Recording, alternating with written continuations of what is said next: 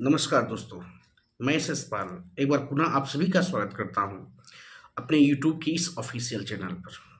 दोस्तों, सबसे पहले तो मैं आप सभी से रिक्वेस्ट करना चाहूँगा कि इस वीडियो को, हमारी बातों को 2 मिनट रुक के अंत तक सुनने का प्रयास कीजिएगा, फिर किसी निर्णय पर पहुँचिएगा कि हमने ऐसा थंबनेल डाला तो क्यों डाला। हाँ, थंबनेल थोड़ा सा है डिफिकल्ट, बट लास्ट में आपको समझ में आ जाएगा हमने ऐसा क्यों डाला। दोस्तों, जैसा एक बहुचर्चित हत्याकांड ही कहें, इंदौर की घटना जो आजकल सोशल मीडिया पर छाई हुई है, राजा रघुवंशी और सोनम रघुवंशी की कहानी।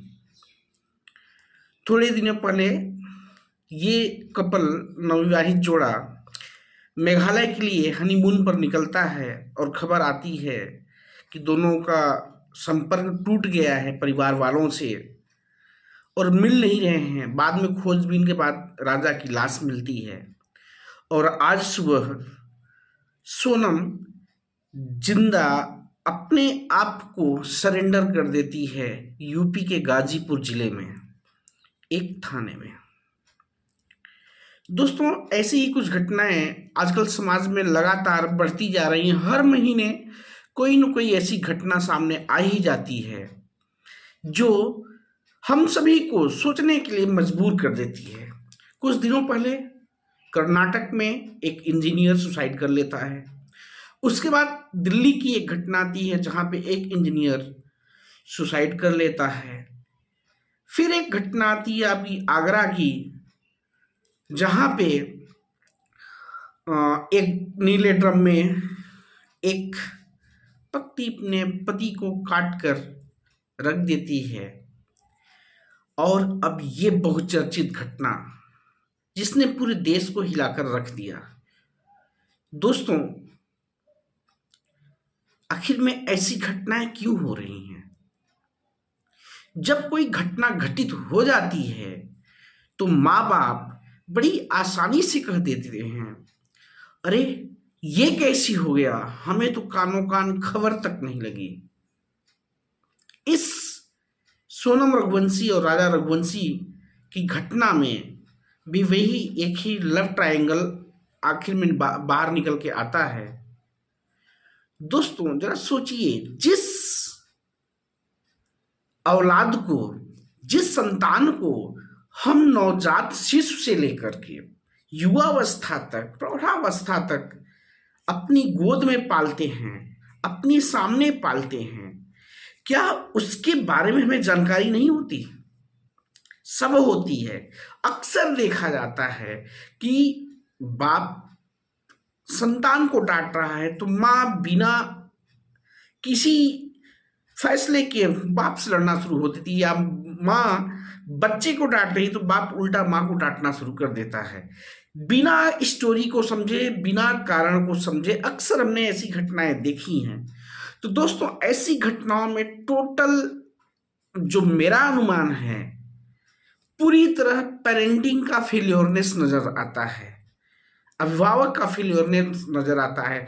आखिर में ये सोनम रघुवंशी वाली केस में क्या माँ बाप को नहीं पता था कि मेरी बेटी का किसी से अफेयर है या मेरे बच्चे का किसी से अफेयर है? सब पता होता है, लेकिन अपनी मर्जी चलाने की वजह से कहीं भी शादियां कर देते हैं। तो ये भी दोस्तों, हमें अगर मान लीजिए बच्चों पर हम ध्यान नहीं दे पाए, बच्चे बिगड़ गए, शादी योग्य हो गए, तो ऐसी सिचुएशन में हमें कभी भी बच्चों की इच्छा के विरुद्ध नहीं जाना चाहिए। गलतियां हम कहाँ करते हैं? सारी गलतियां माँ बाप की हैं। बच्चे थोड़े से बड़े हुए, जैसे टीनेज में आते, हमने मोबाइल मांगा, मोबाइल पकड़ा दिया, लैपटॉप मांगा, लैपटॉप पकड़ा दिया। उसके बाद हम भूल जाते हैं, हम सोचते हैं कि हमारी पेरेंटिंग यहीं खत्म हो गई, माँ बाप का रोल यहीं खत्म हो गया। माँ बाप का रोल खत्म नहीं हुआ है वहाँ। आज लोग सोशल मीडिया पे सोनम बेवफा है, सोनम ये है, वो है, दुनिया भर की बातें चल रही हैं, मैसेजेस वायरल हो रहे हैं। इसलिए हमने थंबनेल दे दिया। दोस्तों, मैं माफ़ी चाहता हूँ इस प्रकार के थंबनेल के लिए, लेकिन फिर भी इसी कारण से मैंने थंबनेल दे दिया कि सोनम बेवफा नहीं है। यहाँ पर टोटल फेल्योरनेस है पेरेंटिंग का। माँ बाप का, मेरा लड़का मेरी लड़की 10 साल की है, 11 साल की, 12 साल की, क्या हम उसको नहीं जानते किस प्रकार का मेरा बच्चा है? नहीं, हमने मोबाइल पकड़ा दिया ऑनलाइन एजुकेशन के नाम पे, या बच्चा बड़ा हो गया, अरे चलाने दो मोबाइल। माँ बाप भी भूल जाते हैं कि बच्चा बड़ा हो गया, 12 साल का हो गया, 13 साल का, उसको डांटो नहीं, 14 साल का हो गया उसको डांटो नहीं, पकड़ा दो मोबाइल, चला रहा है। बच्चों दोस्तों के साथ घंटों घंटों चैटिंग कर रहा है, हम कभी ध्यान ही नहीं देते, रहे हो गया दोस्त होंगे। तो दोस्तों मित्रों, इस प्रकार से हमें अवॉइड कर देना ये बहुत बड़ी दुर्घटना का कारण बन सकता है, जैसा कि आज सामने निकल के आ रहा है। तो as a guardian, as a parents, ये हम सबकी जिम्मेदारी है कि बच्चा क्या कर रहा है।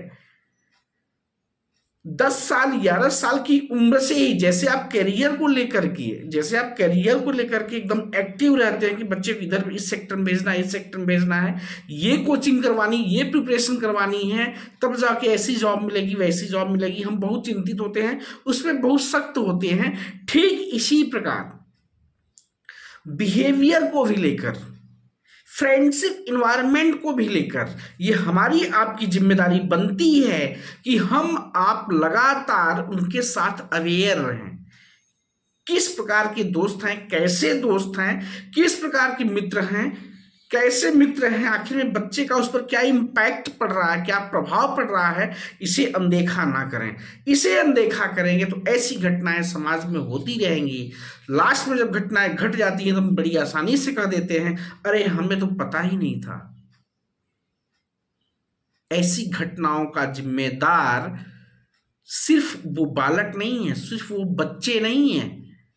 ऐसी घटनाओं के पूर्ण रूपेण अगर जिम्मेदार कहा जाए तो हम सभी हैं, माँ बाप हैं, अभिभावक हैं।